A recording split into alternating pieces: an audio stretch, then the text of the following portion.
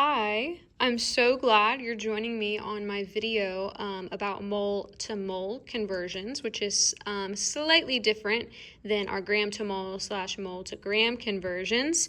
The first thing that's different about a mole to mole conversion is that you do not need molar mass. You do not need to look at a QMT chart at all.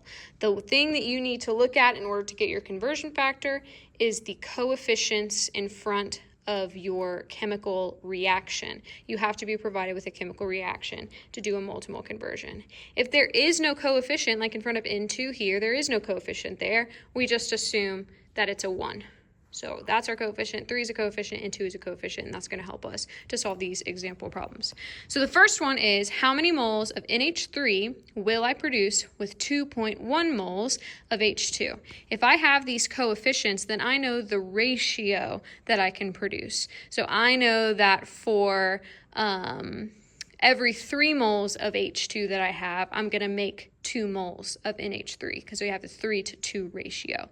But what if I didn't start with 3H2? What if I started with 2.1 H2? Then how much NH3 would I get out of it? So that's what the goal of this is. It's a pretty simple process. You just find what you were given in the question. There's only going to be one number that you can find in the question. And for us, it's 2.1 moles of H2. This is our given. So your given goes in the first box, if my marker will work, 2.1 mole H2. That goes in the first box.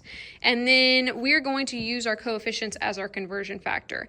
This is the same as doing gram to mole conversions. You need to match the diagonals. If this is mole H2, this is mole H2. If this is mole NH3, this is mole NH3. If this is a picture of a puppy, this is a picture of a puppy. And in this scenario, they're all moles. So you can't just say this is mole and this is mole. Moles of what? So if this is a picture of a golden retriever puppy, then this is a golden retriever puppy, and then this is, I don't know, a beagle or whatever other kind of puppy you're thinking about. So, like I said, this is mole H2, so down here also has to be mole H2. Whatever they asked us for is what goes on top. And so we were given moles of H2, but they asked us how many moles of NH3. So that's what needs to go on top, is mole NH3. These numbers do not come from molar mass like we did when we were doing gram to mole conversions. Nothing to do with grams at all. We're just doing mole to mole. So these numbers are actually going to come from our coefficients. You match up the coefficients. This is H2, so I go find my number in front of H2, which is 3. There it is. And then I go find my number in front of NH3, which is 2. And then I multiply across and I divide the top and bottom just like I have before. So 2.1 times 2. And then divide the top and bottom. So 2.1 times 2 divided by 3 to get my final answer, which is 1.4. Mole H2 is going to cancel out. So my only unit left over is going to be mole NH3. So that's the unit of this answer. Okay, the next one. It says, I produced 16 mole of NH3. How many moles of N2 did I start with? So our given is 16 mole NH3. That's the number we can find in our question. So we're going to write that, 16 mole NH3. I know that if this is mole NH3, then this has to be mole NH3. And then whatever we were asked for is what needs to go on top. So we were asked for moles of N2. So we need to write mole N2. And we go and find our coefficients in front of the compounds. So my number in front of N2, there was no number, so I can assume it's 1.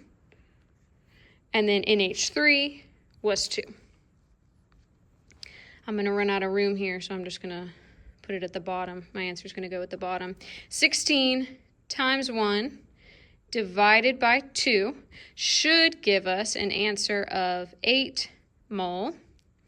And mole NH3 canceled out. Our only unit left over would be mole N2. So that would be our final answer.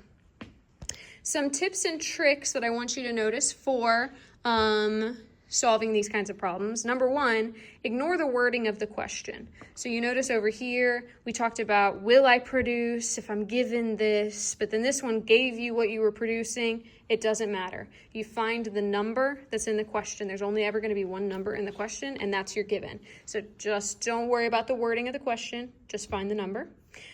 Match your diagonals and match them carefully. So just because this is mole NH3, this has to be mole NH3. It can't be mole of anything else.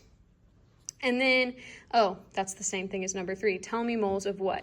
And if you have not enough space to write the word mole, because you write big for whatever reason, the compound is more important than writing the word mole. So 16NH3, 1N2, 2NH3 is an appropriate way to write this. You just can't leave out the compounds. Another way to make it smaller would be to write like 16MNH3, if that's even legible. It's not, but regardless, to not write the whole mole thing out, but just write M. Anyway, the other thing I want you to notice is that when we did grams to moles and moles to grams, the other side of the equation, when we had grams on top, the other side was always 1 mole. Or if you had grams on the bottom, then the top was always 1 mole.